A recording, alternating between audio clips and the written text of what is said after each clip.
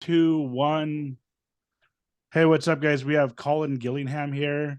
He has a company called Podstash, and he is, very into AI, knows a lot about AI. So, how's it going, Colin? How are you doing today? Yeah, doing great. Great to be here. Yeah, great to have you. So, can you tell us a little bit about yourself first, since we're just meeting?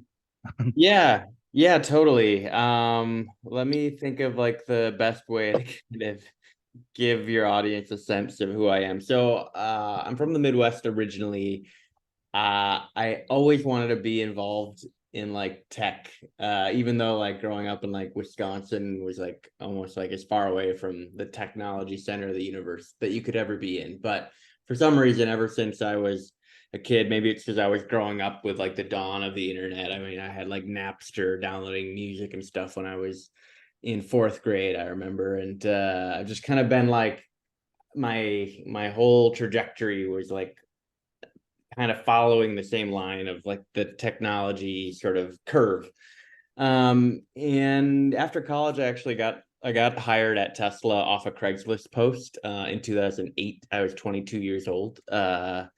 Literally just like classifieds ads, trying to find a job, and like Tesla reached out, and nobody knew who the company was at that time, and they hadn't even delivered a single car. Elon wasn't even the CEO yet when I joined. Um, and I was kind of in charge of the CRM, so I was in charge of Salesforce and doing like all the operations stuff for sales, marketing, and service. And I did that for about 6 years. I was the 200th employee. When I left, there were almost 20,000 employees. So kind of insane growth, and it was amazing. Like it was like exactly what I wanted my entire life. After Tesla, I ended up in Europe, where I kind of like joined one of those like full stack boot camps to learn how to be a coder, because I was kind of like tinkerer, self-taught then, and kind of learned how to code. Never got really good at it, but got I was okay at it.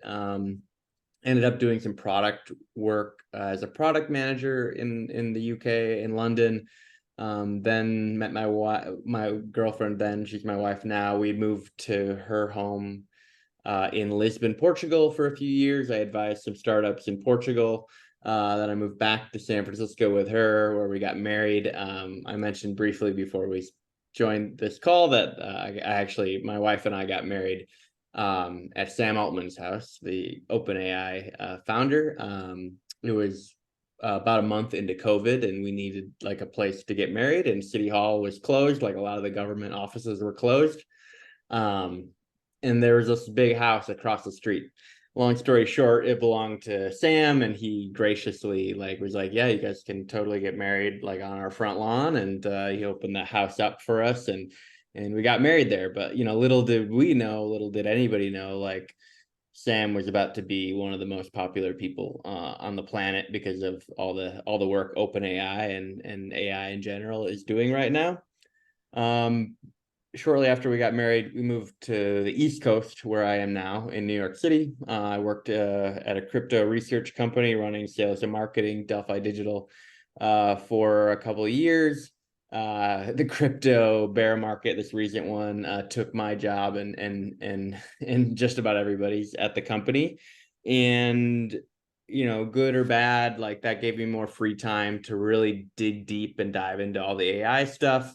And so using ChatGPT and these AI tools to kind of augment my kind of shitty computer programming skills, I'm actually like a competent developer now, because it's more like putting Lego blocks together. And so the recent thing that I built is called Podstash. What I'm most kind of proud of is that I kind of had the idea, and I put out the first version in 10 days, including the marketing site. And so literally 10 days from like having the idea to having my first customer. And so that's pretty cool. And I think it really just gives you is a kind of a testament to what can be achieved if you know how to use AI to help you kind of 10x your productivity or whatnot. And so that is like mind blowing, because like I said, I was never a formally taught programmer, and I always kind of was slow at it. always the idea guy, but never the guy that could do it. Always needed to find somebody to help me bring my ideas to life. And I think there's so many idea guys out there. And with a little bit of patience with AI and figuring out how to work, it makes a lot of those things possible. And so Podstash is basically a Chrome extension that 99% of the Chrome extension was written by ChatGPT. But essentially, you can visit any blog, any article, any Wikipedia page, even a YouTube video, and you just click the Chrome extension, and it will summarize the content and produce a 5-minute podcast episode. And so you just take your custom RSS feed URL that my app generates, you add it to Apple Podcasts or Google Podcasts or wherever you listen to your podcasts.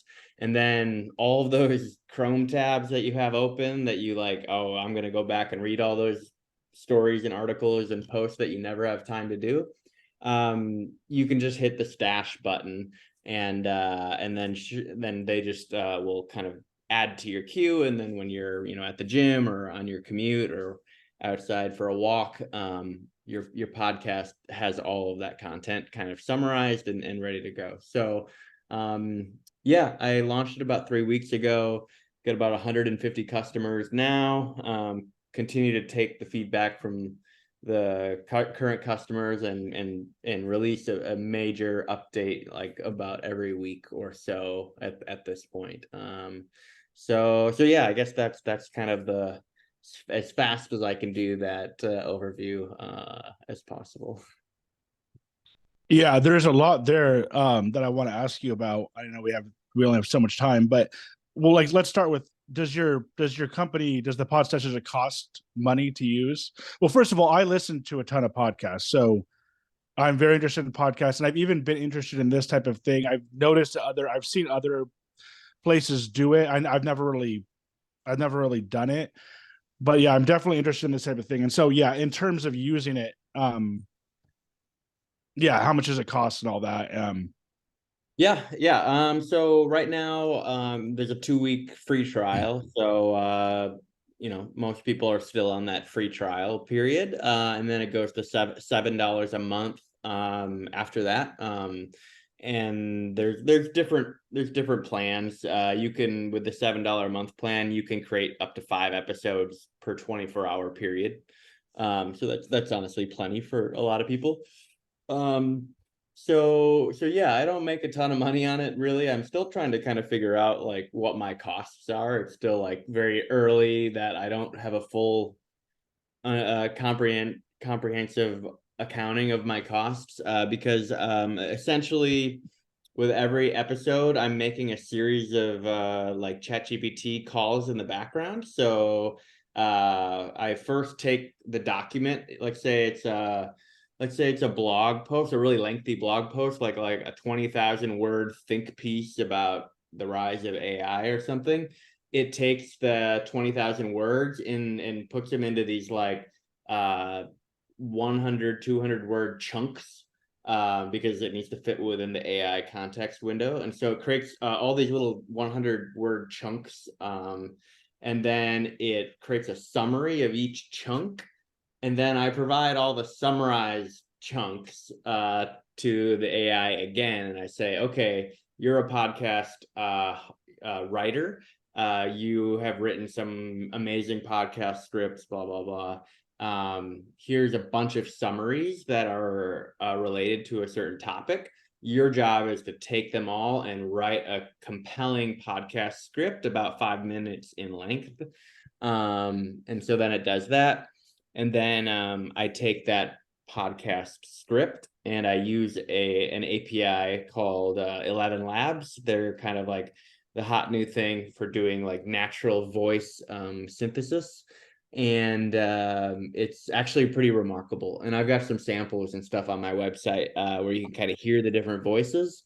But it's actually like the best I've ever heard of like a text to speech technology before. And so that's the last step. Basically, they take the podcast script and then they generate a natural sounding episode. And it's really cool because it actually sounds like a podcast like you listen to. It'll say like, hello, listeners. Welcome. Today's episode is about blah blah blah blah blah. Like it actually sounds like realistic. One of my favorite things to do actually is to take a Wikipedia page, like a really dense Wikipedia page about some famous person in history, Theodore Roosevelt, or even like the James Webb Space Telescope, something like some big dense Wikipedia page. I did the Great Chicago Fire when I was like testing it. um Added that, and it actually sounds like you would hear like a niche podcast talking about the Mrs. O'Leary's cow and the Great Fire, and it was like really entertaining. And so this is probably the first thing I've built where I'm like, yeah, this is pretty cool, this is pretty interesting. So so that's a little bit how it works. And then there is one more API call that is actually pretty cool. If you, let's say you are a French speaker and you really don't know English that well, but there's so many blogs and articles that are really only in English, you can actually select the output language in French, and it will use another AI call to translate that podcast script into French. And then 11 Labs is multilingual, and so it'll use correct pronunciation for up to 7 different languages. So it supports French, Italian, Spanish, Polish, Hindi, Portuguese. So it's pretty cool. So if you're trying to learn, if you're already a native speaker and you just want to like be able to access more content that's English only in your language, it's great for that. If you're learning a new language and let's say you want to be more proficient in crypto terminology or financial terminology or medical terminology because you've reached the limit of your textbooks in learning like a certain language, so you want to all these Bloomberg and Reuters articles because you want to hear the words in Portuguese, so like financial concepts in Portuguese words. Like it's actually pretty great for that. So yeah, so that's kind of how it works, but it's kind of just remarkable because like I said, 10 days of just, I mean, I was working like 12, 13 hours a day. Not to give anybody like the wrong idea. Like I put a lot of hours into it in that compressed amount of time, but yeah, it's pretty cool. Yeah. So do you think we're at a point now with this type of technology where people are going to start using these types of tools, like posting to YouTube, like essentially just having AI create content for YouTube and then like kind of like monetizing that? I mean, it sounds like you can almost like do that. People are doing that at this point, right? Or not only YouTube, but wherever you can make money with it. Yeah, absolutely. I mean, it's interesting to me because about half of my users are like podcast hosts or have a show or they have a blog and they're interested in taking their blog and turning it into a podcast. And it's not exactly what I intended the product for. I kind of intended the product for people that are busy, that just maybe like I'm slightly dyslexic, so I hate reading, and so I just built it mostly for people that want to consume existing content and text that is written in an audio format. However, half of the people that are signed up already are basically they're curators of information on the internet. They're experts in a certain industry or field or whatever, and they basically want to use Podstash to kind of create a curated podcast feed of what they think is interesting on the internet. Take that show, basically build a show around that, and people are doing that now. I need to create a few features and add some improvements to make it work really well for that use case, but with a little bit of extra legwork, it's possible now, and certainly people are doing it. And my most vocal customers right now are those people. So it's kind of funny whenever you build a product, you kind of like take a step back and watch how your users are using it, and then sometimes you're surprised how they're using it because it's not how you intended it. But you can't ignore that. You have to kind of like follow the signal, and there's a real strong signal in kind of what you're saying, where it's like, do people want to generate content like this? And so potentially I could create a ChatGPT plugin that's like a Podstash plugin for ChatGPT. And so you could use ChatGPT to kind of develop a script, like do some research on that, do some research on that. Okay, now here are some of my thoughts on it. Combine my thoughts with what we've just talked about up here to create a podcast script and send it to Podstash, right? So that could be like a workflow that I eventually enable in the future, that would allow content creators, podcast hosts, or whatnot to generate episodes, basically with just having their conversation with ChatGPT, and the end result is a new episode launched to your audience. And there certainly seems like that's something that people want. So yeah, that's interesting. I also like sent my idea to Jason Calcanis, one of the guys from the All In podcast, and that's immediately where his mind went. He said, "Oh no, you're gonna like fill up the internet with like trash AI generated podcast episodes," and I was like, "No, that's not exactly what it is." But I can see the kind of fear that like there's just going to be a bunch of noise. Like you already see it on the web development front, like SEO. SEO is all about kind of writing content that ends up capturing search engine results and feeding people back to your website. There's a bunch of AI apps right now where you just say, these are all the keywords that I want content for, and it'll write like a 500 word blog post. And like you can like if you I actually have done this. If you go to podstash.ai/blog, I built an entire blog with like 20 blog posts in 3 hours. And I'm going to start to get Google search traffic to my site because of that.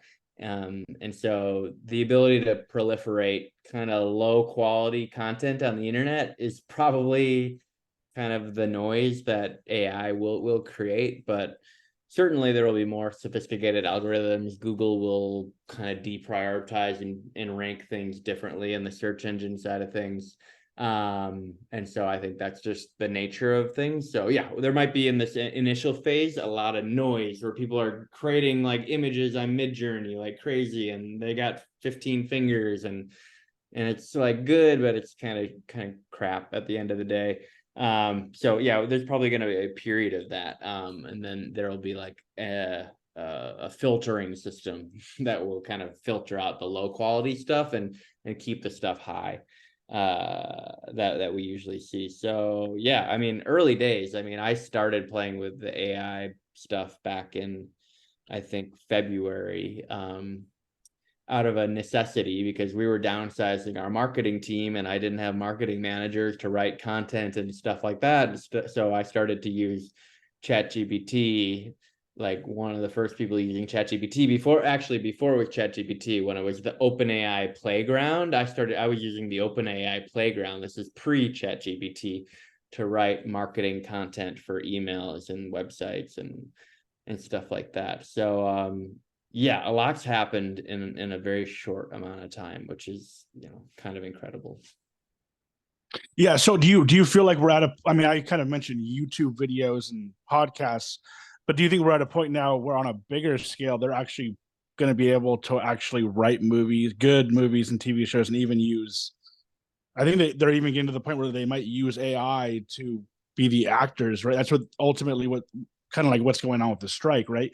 Do you think because I mean, when I hear that, I'm kind of like, oh, bullshit. Like, I don't think that's here yet, at least for 5 or 10 years. Do you think we're at that point now where they actually have the technology to do that in Hollywood? Not quite, but it will get there. I think. Yeah. So yeah, I guess what I think about all that is like right now we're all using basically generalized large language models. They're not tuned for anything. They're just generalized. They're like okay at everything. Fine. Eventually you're going to be able to get nuanced flavors of these chat GPTs or LLMs, right? So you can fine tune, you could basically take every movie script that's ever been written, and you can fine tune the base chat GPT LLM on all of these movie scripts, and now suddenly it's going to actually be pretty good at writing writing content, writing content, right? The funny thing about creative industries is that it's always like it's difficult for the AI to think of something, especially large language models. It's difficult for them to come up with something that a human hasn't already thought of. So the great thing about being human is like you can think of something new that all the other humans haven't thought of yet. With the LLMs, their creativity is kind of confined to the realm of all the ideas that have already happened, right? So they're not that novel, they're not that interesting. Where the exception is in AI, in machine learning, but outside of the LLMs. I don't know if you've seen the AlphaGo documentary from the AlphaGo team. They were playing the game of Go, and they were playing like the world master in Korea. They were playing this game, and the machine that was playing the human actually played a new move that no human has ever played. No human ever thought it was even a good move, but he won the game because of that move. And it like was like actually a display of machine creativity. And that's pretty fascinating, but that is actually separate and slightly a different parallel effort in AI, parallel to the LLM universe. So anyways, it's a little bit of a tangent, but the actor strike is weird. Like it's kind of like it's kind of like let's say you're, I don't know, I'm trying to think of a good analogy. Let's say like the first cars are coming out and you run a horse and buggy company, and you're striking because you don't like these cars that are coming out because they're much easier to run, and they're faster and they can do more trips. So you're just going to stop doing the horse and buggy thing and just put your feet down. Like it's not going to work out for you. Like you're doing it at the absolute worst time to stop working. And what I think would be a lot healthier, and I think there's some good points that they're bringing up. Like they don't like the business model that they're in. They don't feel like the revenues are shared correctly. They feel like since everything moved to streaming, they need to rework the royalties and how all that works. And I think they're right. That's probably true. However, what they need to do is they need to use AI to become 10 times more productive than they are now. Like they need to not say like you can't use it, just don't use it. They need to figure out how to make themselves better at what they do by using it. They need to augment themselves with this technology, otherwise they will be replaced with it. And I think that's the general trend, is like so many people are like, oh, AI is coming for your job. It's like, well, AI is not coming for your job. Somebody who does your job that incorporates AI into that thing is going to come and take your job. So it's really just kind of like up to you. Like embrace it, like start doing math with a calculator. All the mathematicians that refuse to use a calculator, like they probably weren't the best at their job a decade later. So it's kind of along those lines. It's not smart the way that they're kind of doing it. And unions in general are kind of old mechanisms that they're the idea is in the right place, but they're poorly organized, in the sense that you usually have like these people running a union that pretend to represent the masses, but really they represent themselves in a way that is short-sighted. I guess would be the best way to put that. Yeah. So let's go back to like working with Elon Musk and then maybe Sam Altman and ChatGPT real quick, and then maybe like the future of AI, where you think it's going. But so yeah, I obviously have to ask you, how was working with Elon Musk? Were you around him a lot at the time? Did you see him a lot? Yeah, he still does the thing where he moves his desk wherever, his desk, he never really has an office. So he moves to wherever in the company has problems that need his attention. And certainly when I was there, it was like sales and marketing. We were selling a $150,000 two-seater electric sports car in 2008, the worst economy since the Great Depression.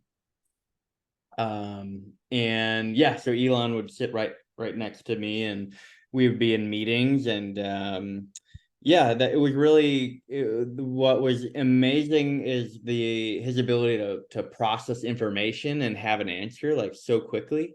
He could synthesize a lot of complexity, and this is kind of like his whole first principle is thinking. He's able to kind of like take in a lot of information, realize that the majority of information actually is meaningless, or it's really a root problem. There's one issue that's manifesting in many ways. And so he's able to kind of cut through all that noise, focus on just the levers that actually matter and have an impact. And so watching him do that in meetings was pretty interesting. Like, here's an example. One of my jobs was installing these like 30-year-old printers, like printers that were literally older than I was, at our dealer locations, at the early Tesla stores. That there were these old printers that print that DMV paperwork with the multiple like layers. And there was a California DMV form that every car, regardless, had to submit this form. And the form said, how many liters does your engine have, or how many cylinders are in your engine, and a bunch of things about the engine, right? And so like obviously the Teslas, they don't have an engine, they have a motor. None of the fields in this form made sense for an electric car, right? And the DMV, we'd show up to the DMV to register a car, and they would say like, nope, you can't register it, and they'd turn us away.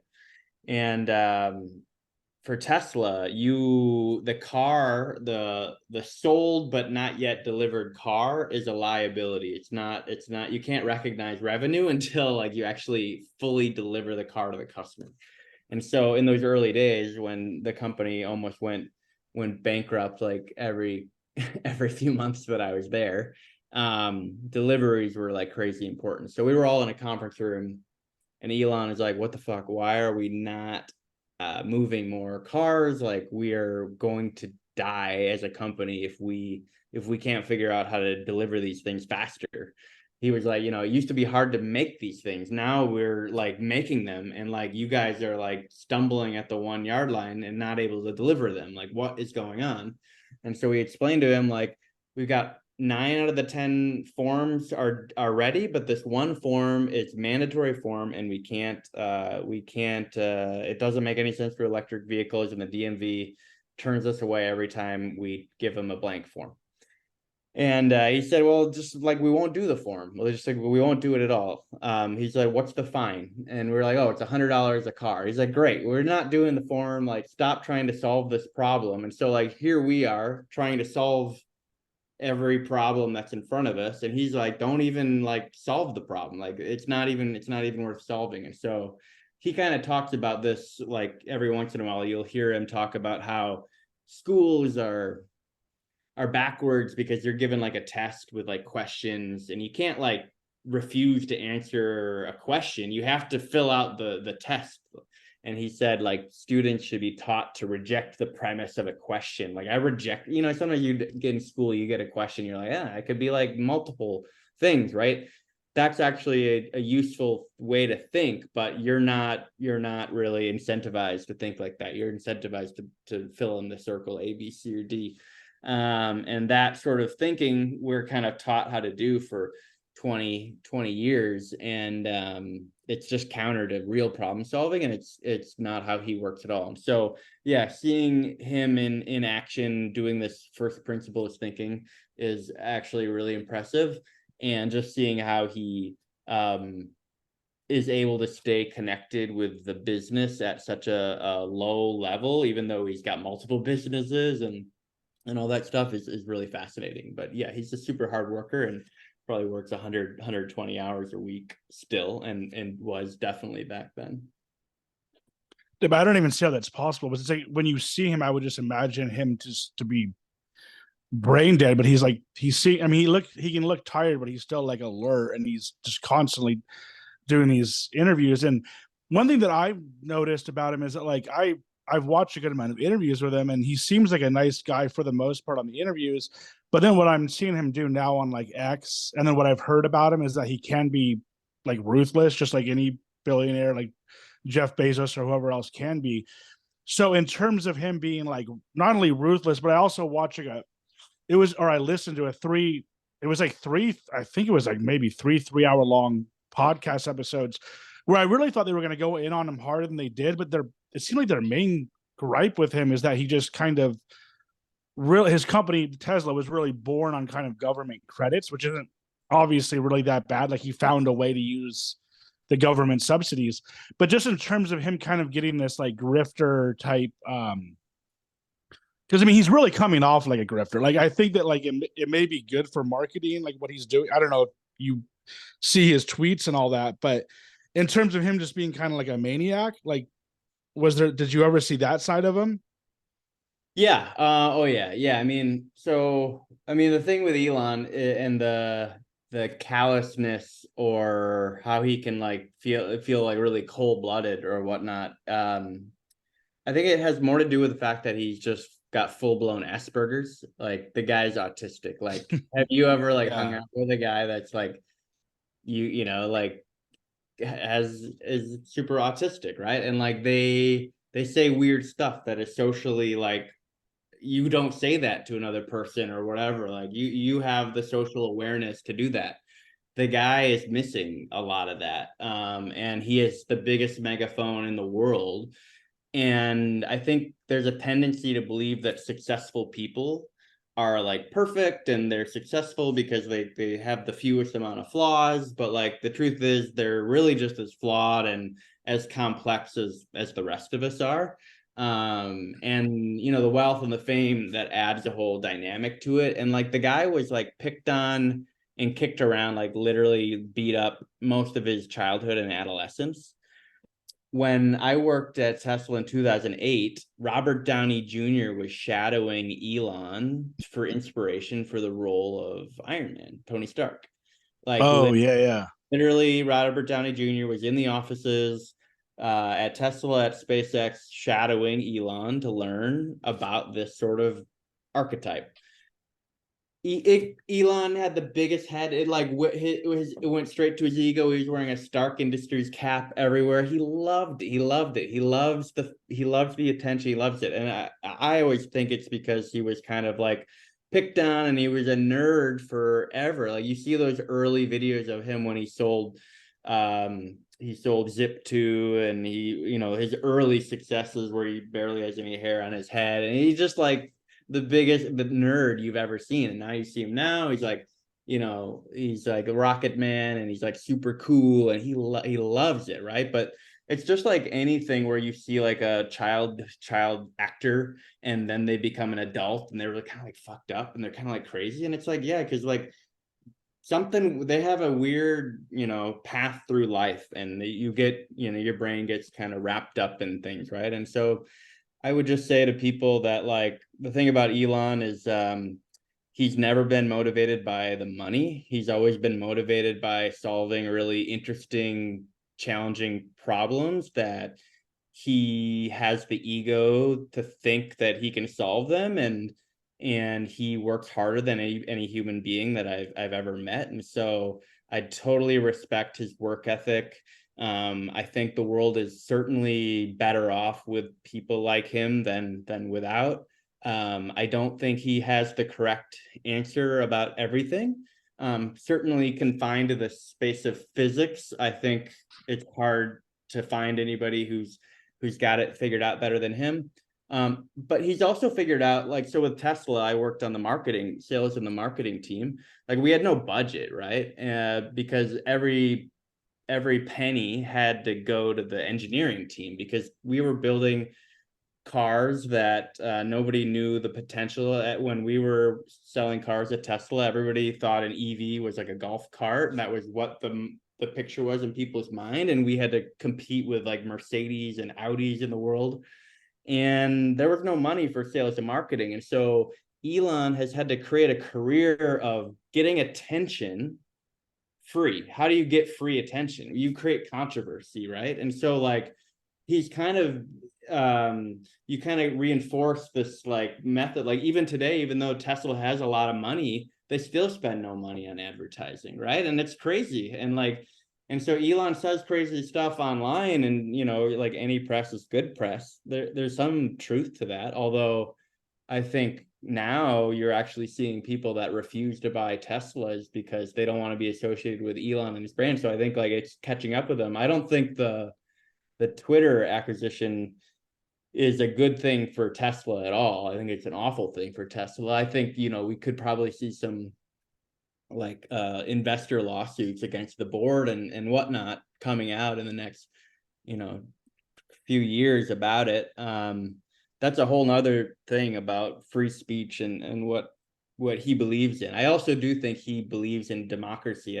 I believe the guy, you see a lot of the best like ideal Americans tend to be people that have come to America and made a success of themselves. They tend to be like very patriotic. I think Elon is a very patriotic American, and I think he really loves America and he loves the meritocracy of it, but he also believes in the judicial system and he believes in the voting system and the sanctity of all of that. And I think he sees, you know, he sees where things are going, doesn't like the kind of the mainstream media's ability to sort of like capture attention share and like almost like, you know, kind of change the facts on the ground. And so I think, you know, he's decided he's going to put this issue on his shoulders as well, and he thinks X is going to be the savior of all that. But I think his own ego and his own ability to play this, I'm going to censor this and not this, he needs to figure out how to, if he really believes in what he wants to do, he needs to not be in the driver's seat of that company for too long. Like I think he needs to like turn it into like a DAO, or he needs to like totally open source X and make it a public utility and like not a profit seeking endeavor, to really achieve his ideals with it. But I know he's going to turn it into like this everything app, like WeChat, and yeah, I mean, we're in early innings on that one, but he's a complicated guy, and I think too quickly people just want to put him into like this like money hungry billionaire box, and I think that's just like he couldn't be further outside of that box.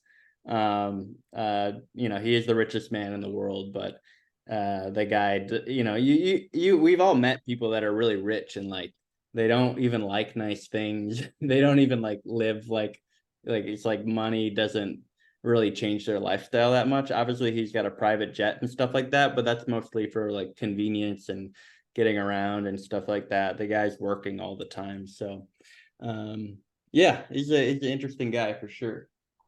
He's literally just like probably flying a jet like I would drive a car, right? Like he's like, I'm in San Francisco, I need to get to like LA. Japan or wherever, LA, wherever, Yeah, and boom, like because he's there. LA is where SpaceX is, and Tesla is up in Palo Alto, and so he was doing that, but also he had to do, like you were saying before, the government low interest loans. Um, in order to secure those, he had to fly to DC all of the time. He literally was all of his money was in SpaceX and all of his money was in Tesla. Like he had no money in the bank. Chad Hurley, the founder of YouTube, a friend of Elon's, was loaning Elon like. Is that Chad Hurley? I thought it was those two Russian guys. Like, you know what I'm talking about? Is Chad Hurley the head of the who started YouTube? Yeah, I think so. One co-founder. Okay, I'm thinking of the other two guys that I don't know. Whatever, it doesn't matter.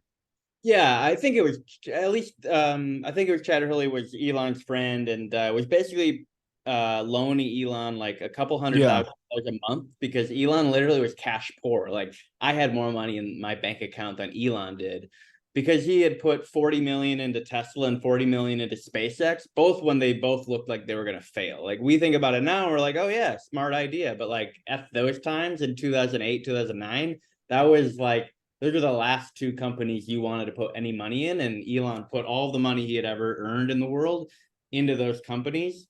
But so he was flying to DC a lot because he had to meet with different politicians and lobbyists and whatnot to make sure that Tesla got a portion of the Department of Energy loan that was set aside by the Bush administration. So the Republicans created this subsidy program, but it was a loan, and Tesla is the only company that paid back the loan in full with interest. So the U.S. citizens actually made money on this deal with Tesla. They lost money.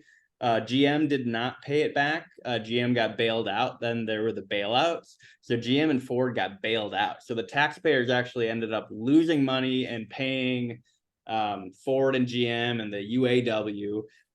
Tesla got like I think it was a $400 million loan. The other ones all got billions of dollars. Tesla got 400 million. Paid it back early, paid it back with interest.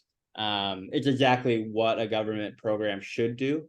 But then there was the bailout, and so those big companies, they kind of they're the ones that people should be pissed off at.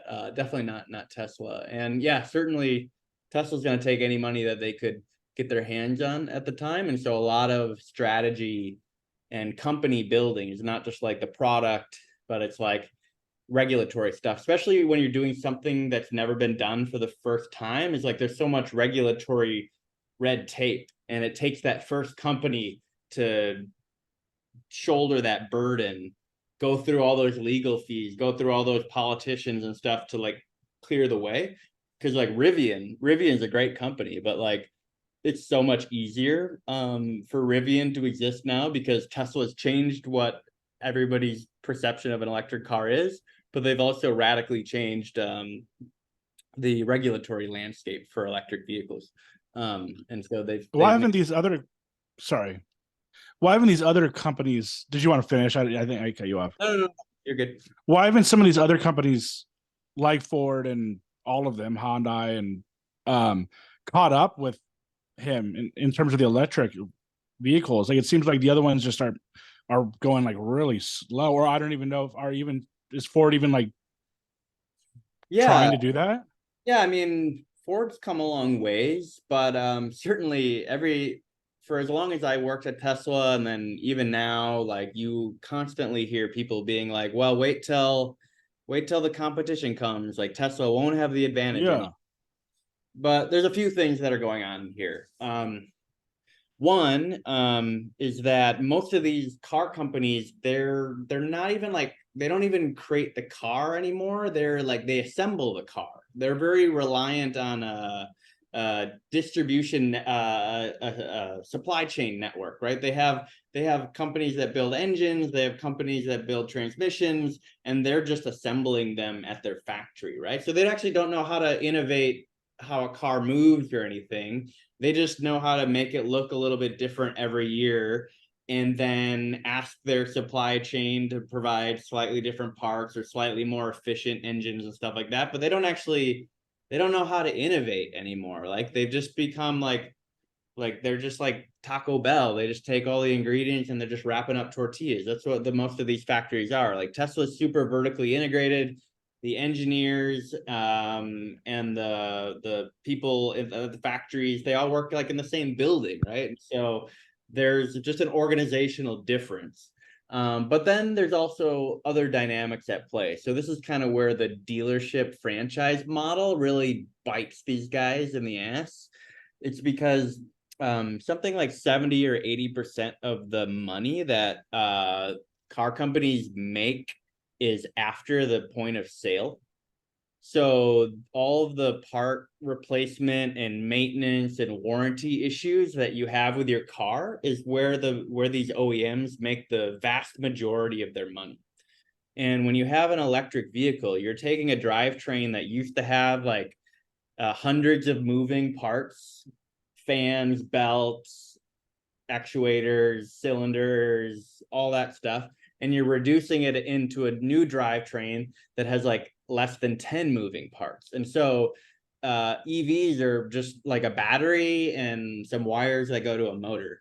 Like that's it, right? There's not much maintenance at all. There's almost none.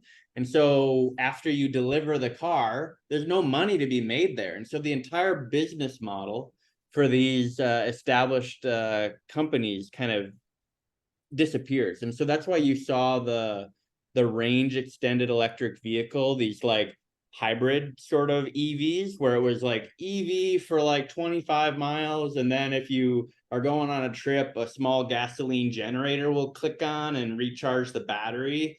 You saw that like the Chevy Bolt and stuff like that. Not the Chevy Bolt, man, it's been a while. But so you saw these like range extended electric vehicles, and that was kind of like an evil genius move in my mind, because it allowed them to market like, we're building these green cars that people want, but they're mechanically super complex because it still has the old ICE drivetrain and an electric vehicle drivetrain. And so mechanically, it's even more complicated than the first version. So it allows them to market that we're building EVs and new technology, but it also ensures that these things are going to be a maintenance nightmare and headache, that they're going to still have revenues coming. The hands are tied for these companies a little bit. They cannot, they cannot close Pandora's box. They've built a business model that requires cars that need maintenance over the lifetime ownership of the car.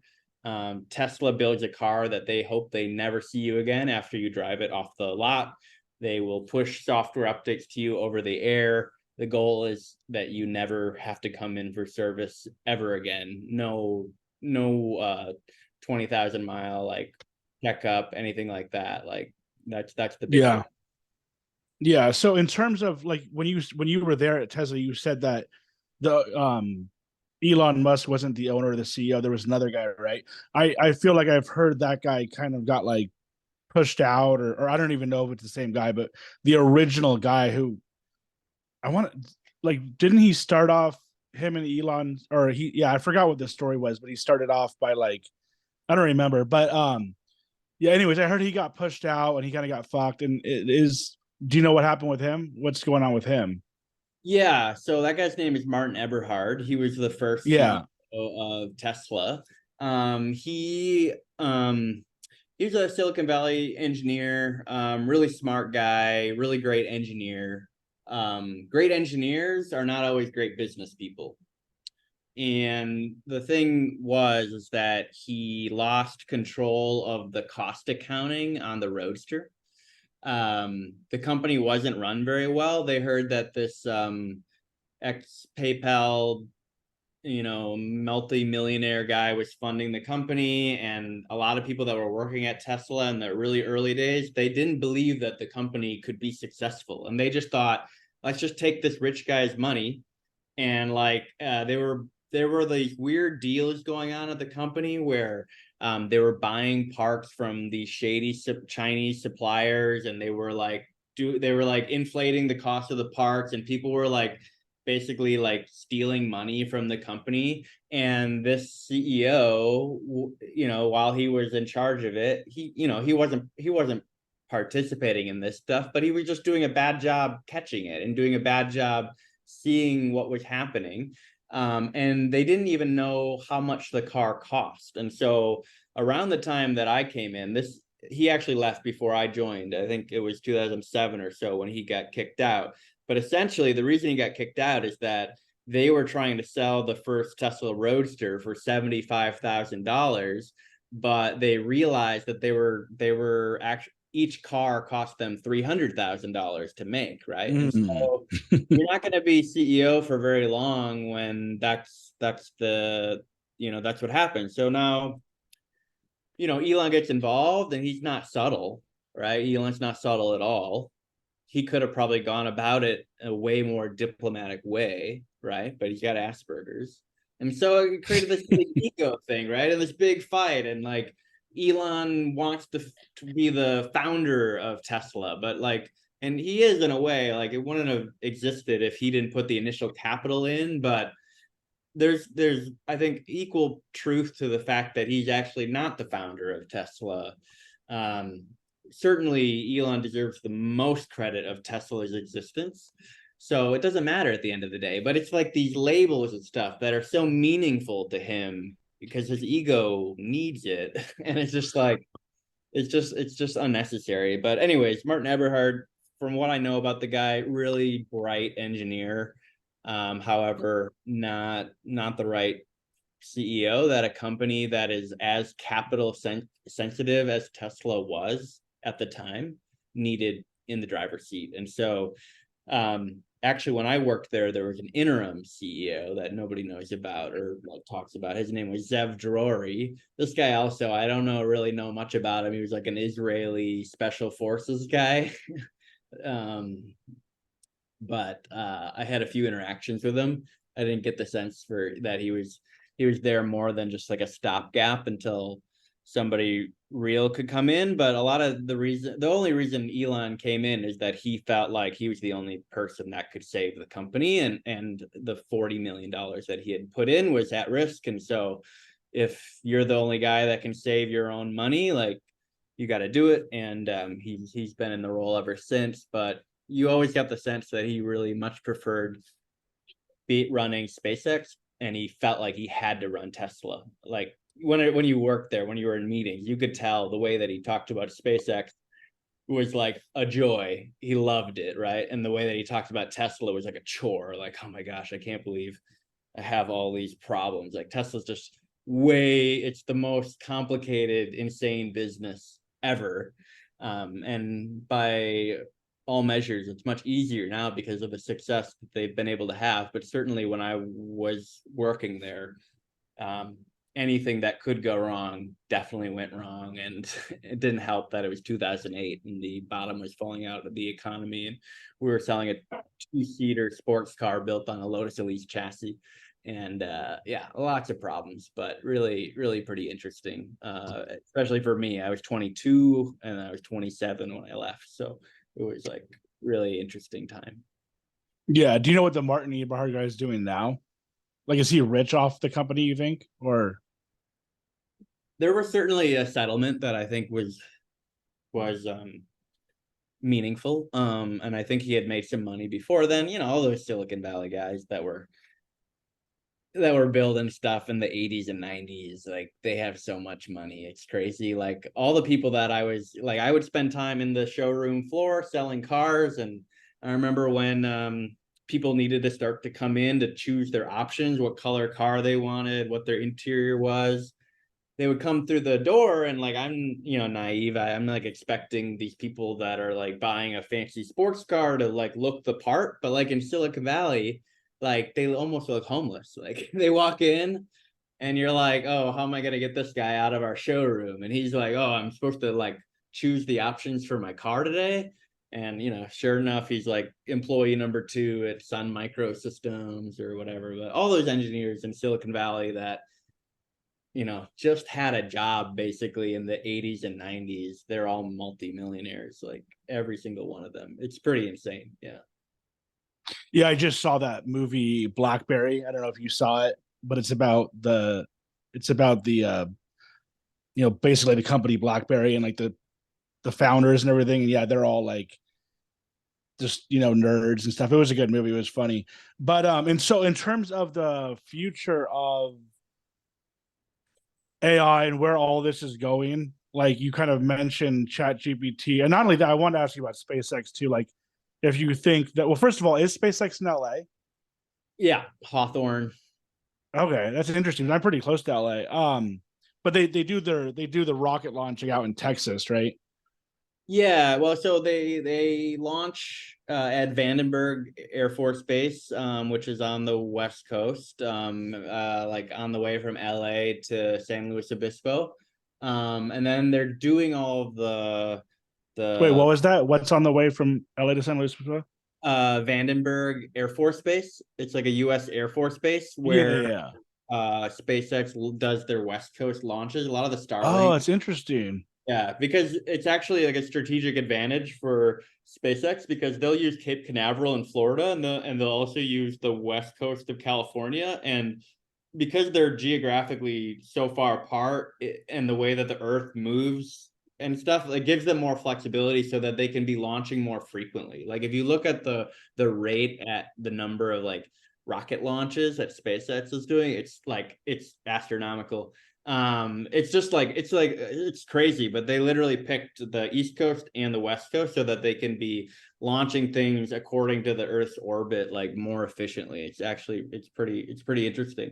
But everything Because you have to launch like during a specific yeah, period or something. yeah, Yeah. exactly. It's beyond my grasp, but something exactly like that. And then yeah, Yeah, physics.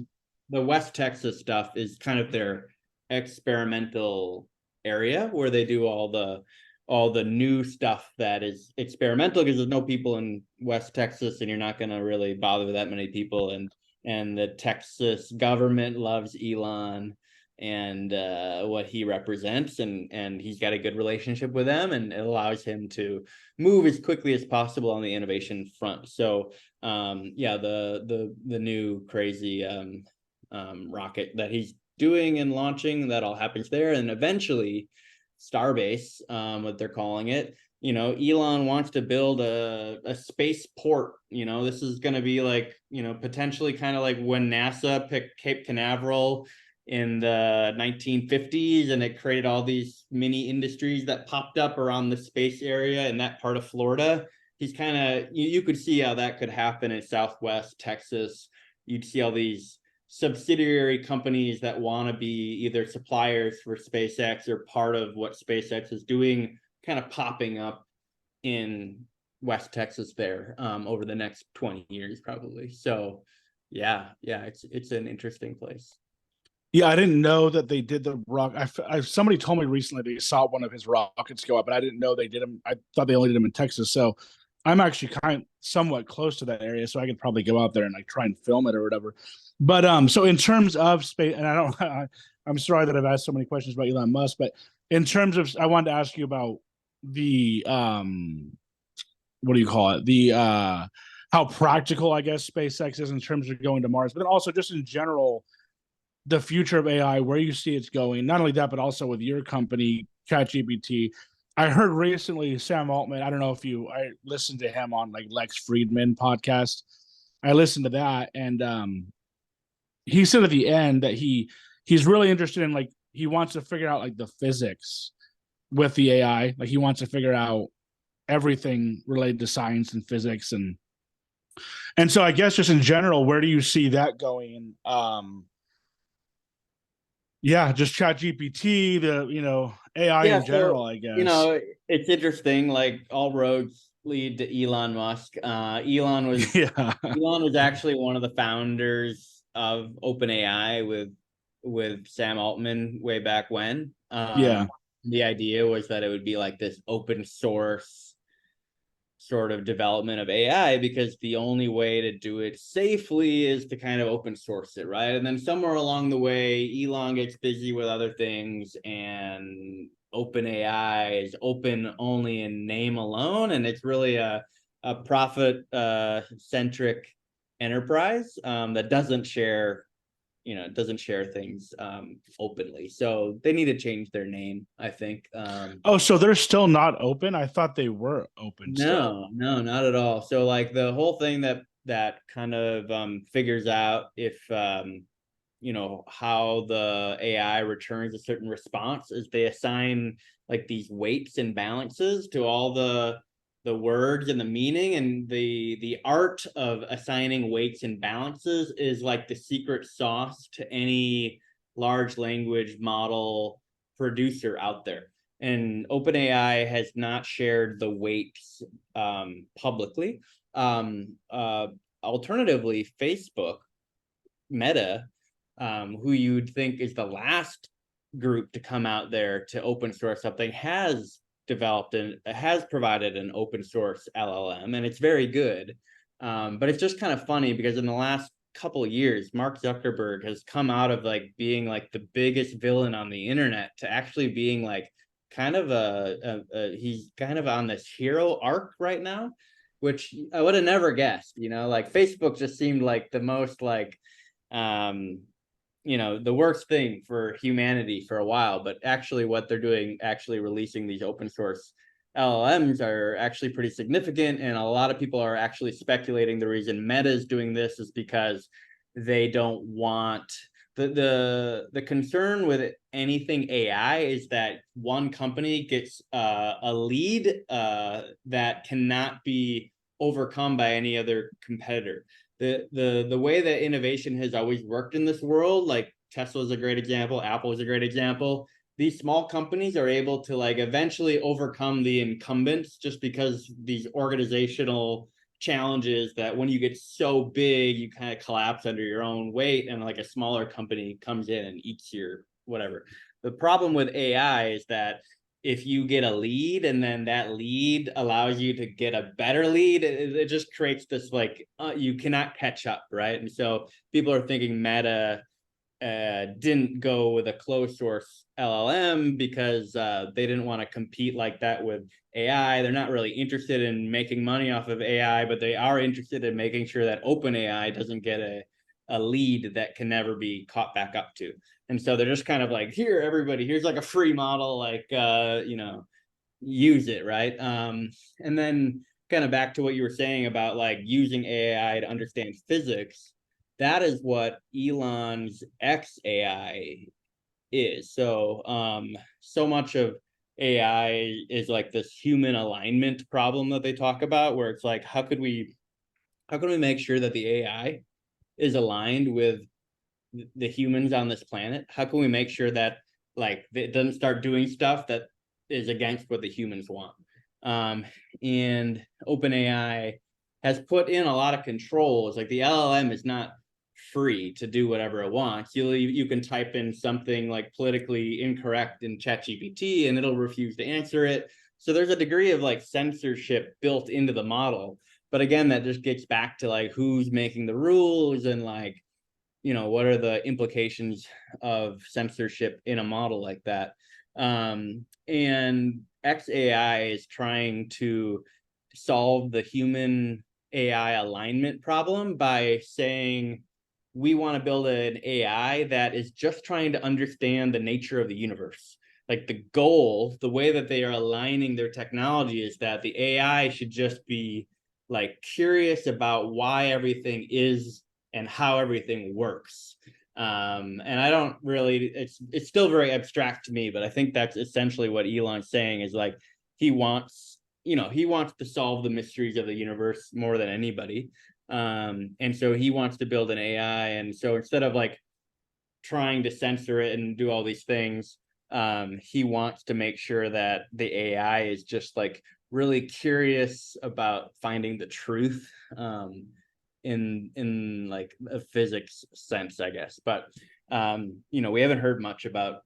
They just started like recruiting people and hiring people like a few months ago. So I don't know when we'll see their first product, but Elon's also back in the game on that side. Yeah, well, it's kind of weird, but in terms of like the quote unquote truth or like meaning of the universe, it's like, what if there just is none? Like, in terms of the alignment, like, who's right and who's wrong type thing, there may just not like be an answer to that, right? I mean, obviously, like, we don't want the AI.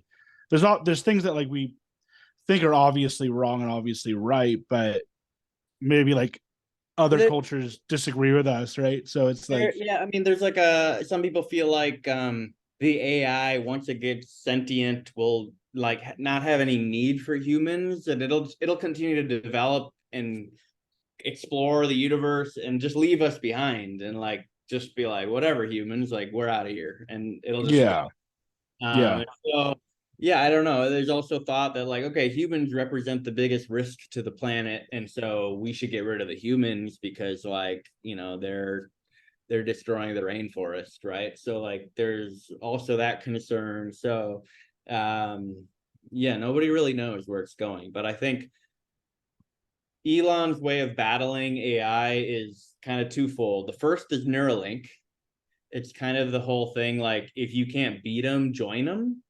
So, and I think this is like the best way I've heard of like protecting ourselves against like the AI is like if you are also part AI in your biology, you're kind of you're kind of one of them, right? And they're not going to turn on one of their own. So it'll be interesting to see where Neuralink goes, but that's essentially why he built Neuralink. It's specifically this thought of like we need to augment ourselves to be kind of human 2.0, which is kind of far out. So that's one way he's battling it, and then the other way he's battling it is like, let's not try to train the AI into saying like, these people are good, these things are, you can't say these things, they're politically incorrect. Like, let's not even like try to point it in one way or another with that thing. Let's just like train it to use physics to figure out what is physically true in the universe. And like that's all the information that we're going to give it. We're not going to like tell it like you can't say this about, trans people playing sports. Like we're not even going to like go there, and like OpenAI is going there, right? And Facebook is going there. And like there's a big large language model out of the Middle East, out of Dubai or UAE. It's called Falcon, and it's a really good LLM.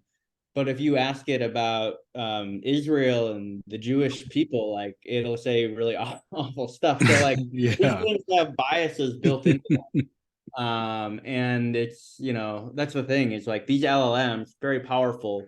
And kind of back to the writer strike thing is like LLMs are just looking at all of the written text fed into a machine and then predicting things based on that provided text. And so it's not very good at thinking creatively outside of the subset of information that it's been given. So there's limits to how creative it can be.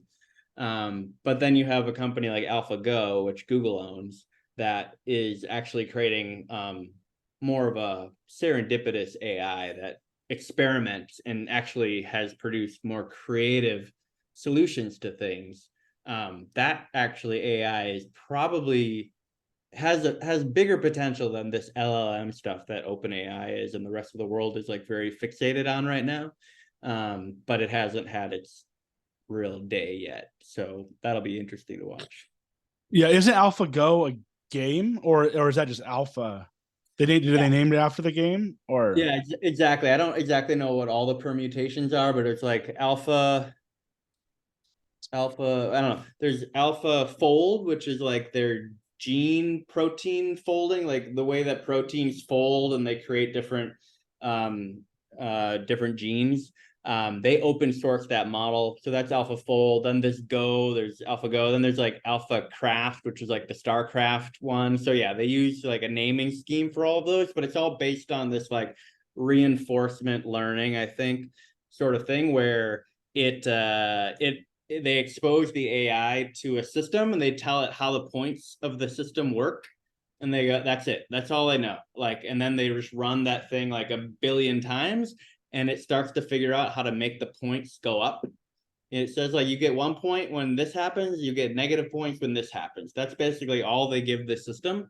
And then they run it as many times as they possibly can. And they need the GPUs and they need all that stuff to do all of those. And then on a long enough time scale or on enough times that they play, they eventually master the game. They eventually become the best at it. But what is interesting is that sometimes the way that they become masterful at the game is by doing moves or techniques that a human player has never tried before, and it becomes like the way forward.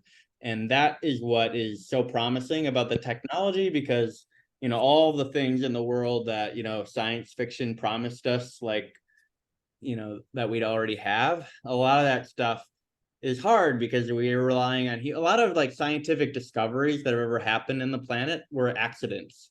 It was like a scientist accidentally mixed these compounds together and they're like, oh, we have penicillin or whatever. And so, but humans are slow and our experiments take a long time. And so if you can create these machines that are able to more intelligently try things and on a quicker frequency, you're going to get these like crazy breakthroughs. And I think we're on the start of like the next 10 years are going to be wild, as far as like discoveries and application Yeah. discoveries filtering through our daily lives.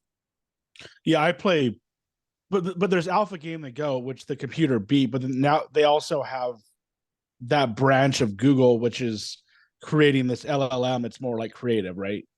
That's like two separate things, right? Yeah, I think the I don't exactly know how the teams are set up at Google. I'm sure they talk to each other, but I think the alpha team is totally separate from like the Google Bard and all that stuff. I think they probably have lunch together, but they're like not in the same department. Yeah, yeah. I play poker, and it's very interesting because they've been, they obviously have been working on like computer AI bots that can beat the game. But computer, I don't know if you've played poker at all, but it's an incredibly complicated game, like where it's like it's very hard to figure out the right answer. Like, you know what I mean? Because it's like in any given situation, depending on your opponent, depending on all the different factors.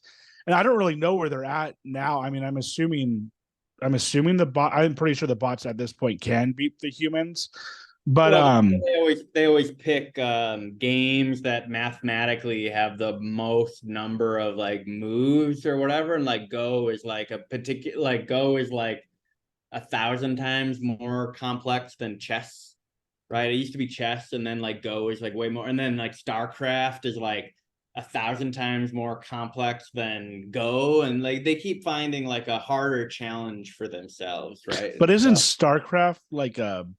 It's not even like really kind of like a mathematical board game. It's isn't it like almost it's like almost like a shooter a animated. shooting game. Yeah. I know. Yeah, so they actually That's the have the thing is bot like playing that. there's so much potential moves. There's the mathematical uh realm of like different ways you could play is like almost infinite, and Yeah. that's the hardest problem to solve. And apparently, they've solved it. So I think the real end game is like figuring out how to like outperform the stock market reliably, like Oh, wow. right, like just Well, imagine it's that. like it's like you almost have to be able to predict the future to Yeah, do that, that's right? the name of the game. It's predicting the future, right? And even with the LLMs, it's like all they're doing is predicting the most likely next word or the next sentence. They're just like, this is the most likely next sentence to come out. So that's the name of the game. But yeah, I think like eventually you'll start to see weird things probably happen to the stock market where like these quantitative, like these high frequency trading algorithms will start to like, I don't know, move the market, manipulate the market. It could be like really weird. It could actually get really bad. They'll like suck all the value out of the market because the market is like a zero sum game. So yeah, like a sentient AI that can buy and sell on the market could like, yeah, I don't know, do just like Well, never what would never that do? lose. I What don't would know. that do to the market? Like, would it be the type of thing where it just kind of like invests in one company and then that company just takes over and just, because you said it's zero sum, so would that mean that like only one company would like literally win at that point? Or, you know what I mean? Because right now it's not Yeah. zero sum, right? Because there's so many different companies that are like Well, technically winning. it's zero sum in the sense that the market only goes up every year because more money from the sidelines is put in, and there's only a certain amount of money that can go to all the companies that are in the market, right? And so it's zero sum in the sense where if you're able to capture all of that capital as like one player, then everybody else loses and you win. At which point, if people cannot win in the stock market anymore, people stop investing in the stock market. Companies have no way to finance anymore. Um, so you do need like this. There's like a Goldilocks return of the market where like people trust it and people want to participate. And so you start to introduce some unfair AI, then people decide like, this isn't a good place to put money because I have no way of winning, and then companies suddenly struggle to get financing, and I don't exactly know how this could play out, but Yeah. There would have to be some sort of law, right? That then AI can't just dominate the market.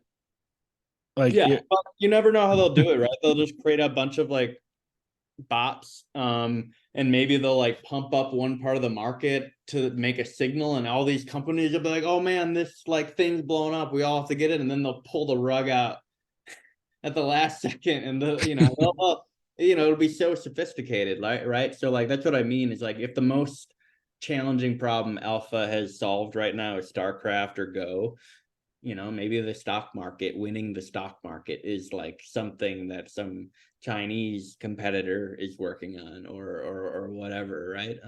And so maybe just to like cripple the US, or who knows, Yeah. it's starting to get into nation state level, and then our governments are way behind. But that's the interesting thing with Palantir. I guess I could talk forever. I need to I need to wrap this up soon. But Palantir is really interesting for a lot of reasons. What One, is Palantir again? I've heard of it, but Palantir is the company that Peter Thiel started. So to take it back okay. to Elon PayPal days, He's Peter supposed to be like another like genius, right? Peter Thiel is very smart. I would say he's up there with Elon in intelligence and capabilities. But he plays it way cooler, and he knows how to kind of stay out of the limelight. And he knows that that's important to a certain degree. And he also runs a bunch of kind of like, I don't know, he's kind of if there's like an evil villain that like lives in a mountain and like kind of like thinks about how he's gonna like just like enrich himself to no end, he's kind of like that character. Like a um Machiavellian type. yeah, he's just kind of like Dr. Evil. um but he's very bright, he's very smart, and he started PayPal and X merged way back then, or Cofinity he started, and then Elon was working for building X at the time, X 1.0, and instead of competing with each other, they merged and they created PayPal. And they made Elon the CEO of PayPal, and then Elon, pissed a lot of people off, and they kicked him out of the company. They sold it to eBay. He had his money to invest in Tesla and SpaceX. But anyways, Peter Thiel created Palantir, and Palantir is like an AI machine learning software as a service company that works with big governments and police organizations, the FBI, all of that like NSA data that the NSA has just been collecting, like listening to phone, like they're drowning in data. Like the government has so much data on all of the citizens, too much to process. It doesn't have the means to process and find any signal in that data. Like we're almost like our data privacy concerns are, we're almost protected because the government has too much. They couldn't find the needle in the haystack. There's plenty of needles in there, but they don't have the sophistication to find those needles, right? And so they work with Palantir, and Palantir basically is a bunch of Silicon Valley people that know how to process big data. And they basically are mercenaries. They're like computer programming mercenaries that take the big data from the governments and the spooky corners of the world, and they find Oh man. the reporters, they find the Jamal Khashoggis where they're gonna be, and I think that they turn that stuff over. Like you mean like they're finding the criminals? Like the needle in the haystack would kind They're of be like finding criminals? the government determined criminals. So whether they're criminals or not, they will find whoever the government wants them to find, and not just our government, but any government that's willing to pay. They're making a killing on this Ukraine-Russia conflict. They're building drones that are autonomous, like the drones that shoot the missiles, that are making their own decisions on when to fire the missiles and whatnot. They're building like the AlphaGo for war. Yeah. Wow. But when you say the AlphaGo for war, like you kind of like literally mean they're almost creating the AI bots that are going to fight the war, or like what? How Yeah, are they doing that? they're like if like a war is just like the amount of resources that country A and country B have access to and how they utilize those resources against each other, in like an abstract, like a game sense. Yeah, Palantir is figuring out with AI and algorithms how to do that. And so they're securing these huge government contracts. And it's all like Silicon Valley people that have left Facebook and Google, and they don't have the same ethical. And I'm not saying like everything that Palantir is doing is bad. I just think that there needs to be more of a lens on this company, because like you didn't really know who they were, and like I think they're like it was actually pretty like meaningful to me when Trump was elected and he had his like technology advisory council, and like people were giving Elon a bad time because they were like, how can you join like Trump's like technology council? And Elon's like, like the only way to like make change for good is to like have a seat at the table. So it's not like he's gonna boycott it for some political reason, right? And so like whenever the president brings these like technology advisors on, he always like handpicks some like it'll be like Tim Cook, Elon, Sundar from Google. But then at that table, there were also like every big tech company had one person representing. There were three people from Palantir at that table, and I was just like I was like freaking out by myself. Nobody else was like thinking this was and cool. Did Trump handpick them himself, or was it like his team that picked him? Yeah, well, these guys exert a lot of power in government, right? Especially Palantir, because their buyers are government. Their primary revenue is government contracts. The good news about Palantir is that they're a public company, so any money that they make, the public has access to those filings. So like I'm probably painting too evil a picture of Palantir. I don't think they mean to do bad. I just think that we need to have some oversight into what they're doing, because they're basically using AI for war games, and spying on citizens of certain countries and whatnot. So it's Do you think interesting. they're helping out Ukraine more or Russia more? Palantir. Yeah, I don't know, because Yeah. they could be working both sides, getting rich. Yeah. Wars, like it's bad when a company is incentivized by war happening on the planet, because then it's like, at what point do they kind of not want the war to end? At what point do they put things in place so that there's more conflict in the planet and not less? At what point do they fund news that riles one side up and fund news that riles up another side? Like, I just Yeah. watched like that old James Bond movie with Pierce Brosnan where there's like that media tycoon, and he's like creating like conflict in the South China Sea between the British and the Chinese, and the British think it's the Chinese and the Chinese think it's the British, and he's just filming it all and getting rich filming it all, right?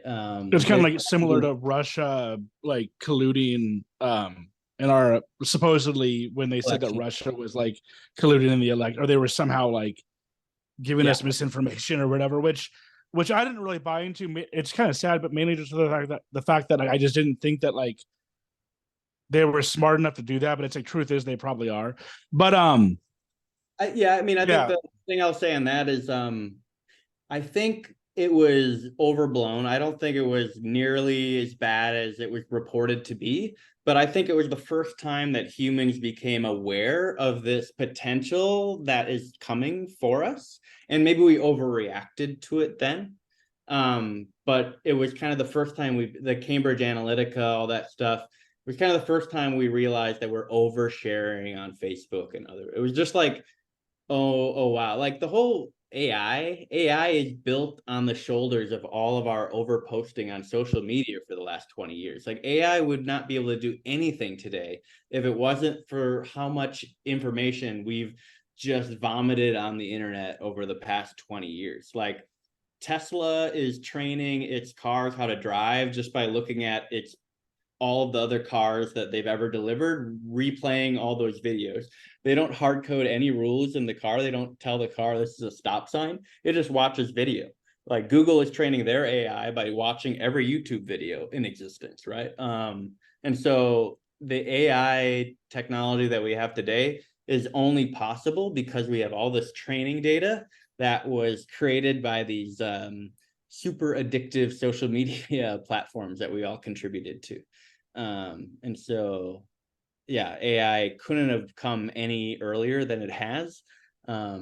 But it is certainly because of the social media boom that we've just gone through over the last 20 years. And yeah, what we were talking about earlier, now AI is going to start also creating content. And what happens if AI gets trained on its own content? Does it devolve and do the wheels fall off? Does it, turn into some weird thing? I don't know, but it'll be interesting to see. Couldn't like some of the social media companies like Facebook or Instagram or whatever, TikTok, block the AI from seeing it? Like if Facebook has their own LLM, which you say they do now, can't they be like, we're gonna block any other one from seeing the information on here? It almost seems like illegal for the Chat GPT to go in and like gather data from Yeah. them. They're all kind of doing that now. It's a little bit like too little too late at this point, but like even Twitter, like X, like they've started to shut the tap off on their API specifically because they know that this is happening, like all their content's getting scraped and whatnot. It depends on your level of sophistication. Like you can block people to a certain extent, but if given given enough resources, any smart engineering team can figure out how to get around all that stuff. Just have somebody go in and then gather the data or Yeah, something, or have the AI pretend to be a person or something. Yeah, there's always a way if there's enough money in the solution, I guess. So they're all doing it though. They're all like, okay, yeah, we got to figure this out. But like, it's kind of at odds with the way that the social media networks were set up, right? Because like we've gotten so used to the internet being free. Like, yeah, you just sign up and there's ads that are shown to you, but it's all free, right? And so That's what's because so nice about it, kind of. You know what I yeah, mean? no, it's The super ad model has made everything free, really, yeah, right? it's super nice. Like we get like offended, like, oh, you want $2 a month? No. But what that did is it just kind of like the door is like wide open. So if you want to collect all this information, it's pretty easy to collect. Had we had a different model where you had to pay for things, we would have grown far slower. We would have not put as much information on the internet. But the model had to exist. Like it was clearly the superior growth model, obviously like the fastest growth we've ever seen in the world. So yeah, it makes sense. But yeah, I mean, the way that these sophisticated models are being created now is pretty much purely on social media content that's been generated over the last 20 years. But then also content inputted into it, right? Like, don't they take the information from people typing into it? No, I mean to a little bit, but I would say like probably like 80% of it is just social media content that's out there. And then 20% of it is like somebody's like spent time like refining a data set or whatnot. Or Yeah. like it's like just like government census data or whatever, that sort of data probably makes up 20% of it. But the easiest, cheapest content to get is like YouTube. Like Google owns YouTube, so there's trillions of hours of YouTube content. Like they'd be silly not to use it. And they're Yeah. definitely Yeah, I know you got to get going. So I'll just ask like one last question, and then, but I'm like kind of curious this myself. Like I asked you in the beginning with all these with your well, not your company, but this isn't what you do, but with, I guess, with people creating content from AI. But not only that, but you see on YouTube all the time people just posting other people's work and all this stuff. I've even done it, or like reaction video type stuff. Or then not only that, but with anything Yeah, it was obviously using AI isn't like a like against the law or whatever. But with I guess with like the copyright law, do you feel like YouTube's almost kind of gotten, and not only that, but the deep fakes and stuff that they're starting to do with like putting someone else's face on. Do you feel like YouTube has kind of gone to a point where, like you were saying with the government and the people, where there's so much data that it's almost like hard for them to scrape through it? Or do you think they just don't really care? Because I heard that the copyright content thing is like becoming kind of like an issue, like where Yeah, people are stealing other people, yeah, especially podcasts and stuff. like it is becoming an issue, and it will be like a big deal for the next like 5-10 years while they work it out. Like a good example is like if you use like Stable Diffusion's like image generator, kind of like Midjourney, right? You type in some stuff and it generates an image. Like, you know how like when you see the news and there's like a news photo and then it'll say like Getty Images, there'll be like the Getty Images watermark in the lower right. Yeah, Like people are writing Stable Diffusion, like draw me like a giraffe holding a dandelion. And there's like a Getty Images word mark in the right corner. Like nobody asked for the Getty image, but it's clear that it's been trained on the Getty Images data set because they're showing up in these things, right? And so Getty yeah, is creating this big lawsuit, rightfully so, because they haven't been paid or compensated for all of their images that they have the rights to, right? So there's going to be these massive lawsuits. The thing is, like the training data, we can tell every single piece of content that is in there, and there should be rules that like these companies need to have the source documented, and that anything that is not free or whatever needs to be paid for in some way, shape, or form. This kind of goes back to the writer's strike and whatnot, because like a lot of the content that they've written is going to show up if somebody writes a script about a movie that's really similar to like the Terminator or something. Like certainly that initial idea, I don't know, like there's going to be a lot of battles and stuff like that because these are all derivative works, right? And I think it only works to a certain extent.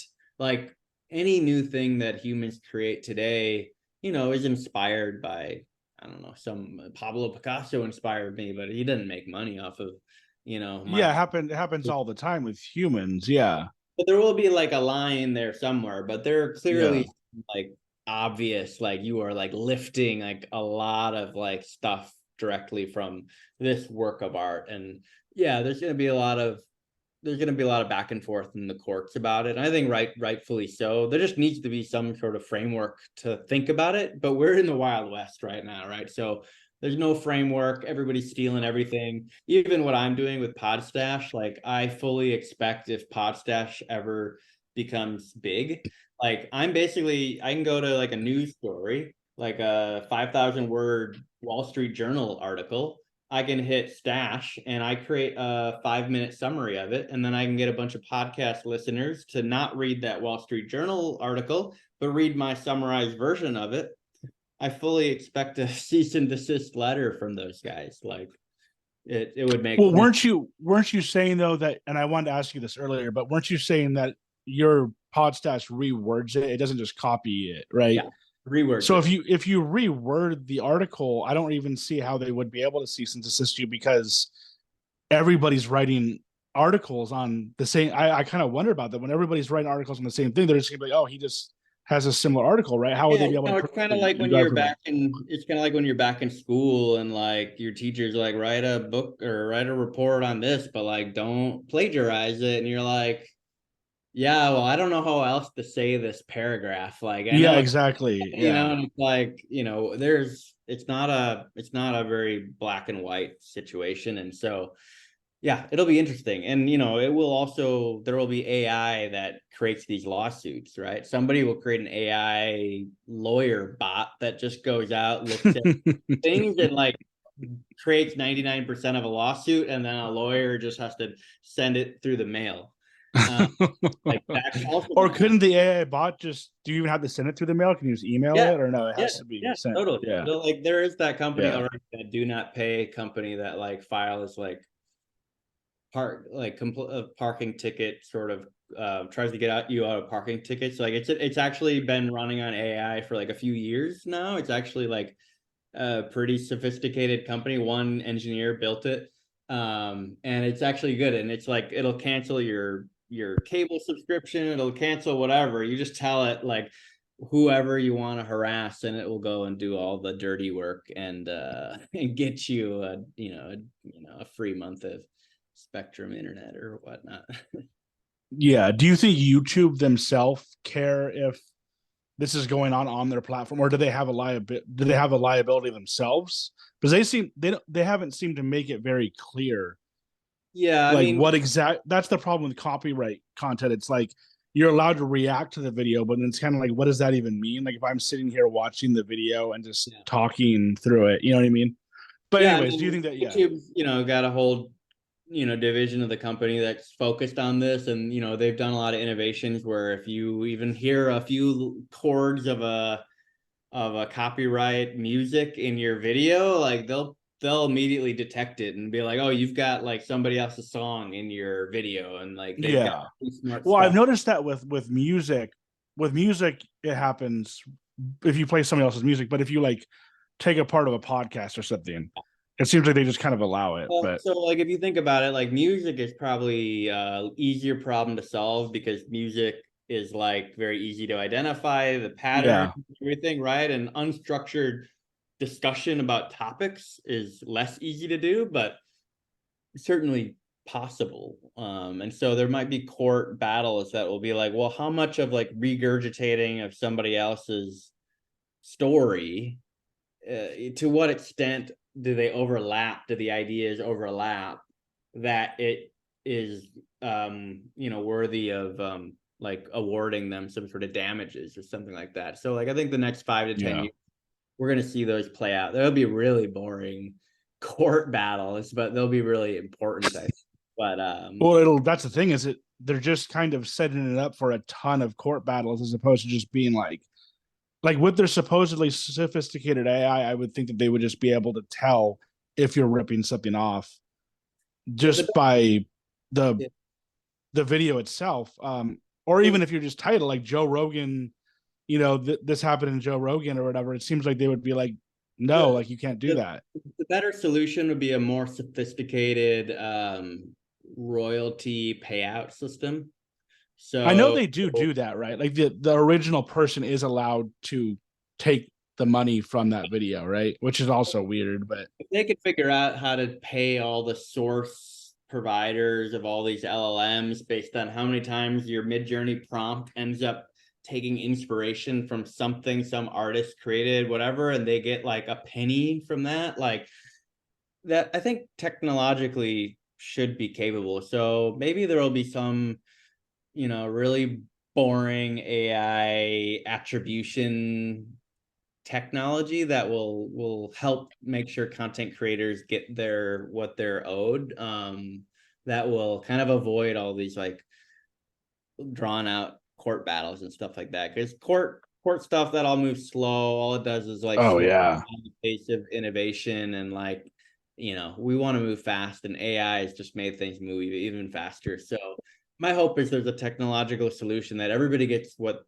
is owed to them, no more, no less. And so we should find ways to advance that technology, and people shouldn't try to get away with stuff that like they know is like they're overreaching a little bit, which I think we're at right. But at the same time, I am fine with like a little bit of sharing. And I kind of feel like I don't really know, but I kind of feel like the tech industry being like a socialist industry, well, I think they are, right? Aren't they like totally liberal? I kind of feel like they're for, but like we said before, humans automatically kind of share information and share that you heard a song and you write a song and it's similar. So I mean, to a certain extent, like we said before, it's going on. But anyways, yeah, I've kept you too long. I have a ton more questions, but it would just go forever. So lastly, your company Podstash.ai.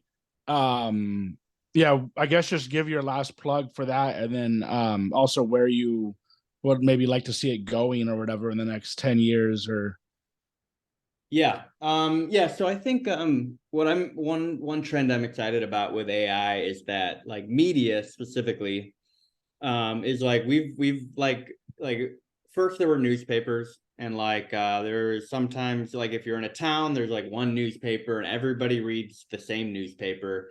And then we moved to like news on TV, and there were only a couple news stations. And then cable news came out, and there were like a few more news stations that catered towards big groups of people, but more granularity. So where I'm going is like it started with like news was like not granular. It was like one message to a populace, and then cable news was like a few messages to a few groups of people.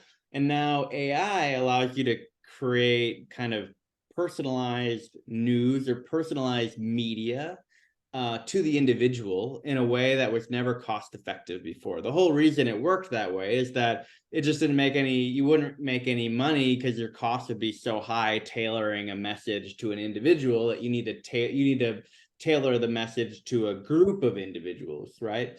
And so the first product that I built with AI was called Tiny News.